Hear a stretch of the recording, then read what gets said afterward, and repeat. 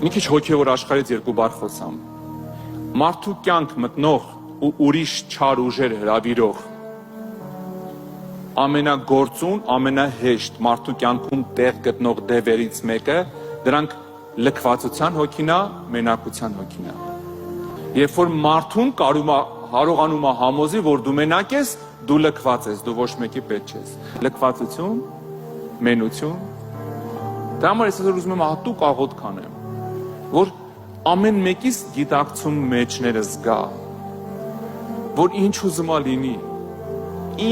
ա լինի,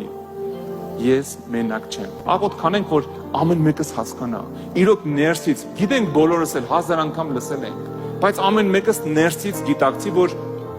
երբեք Աստված ինձ չի թողնում։ Գիտես թե մարդիկ քիչ են աղոթում կամ չեն աղոթում, որովհետև չեն գիտակցում, որ Հիսուսը իրանց հետ է,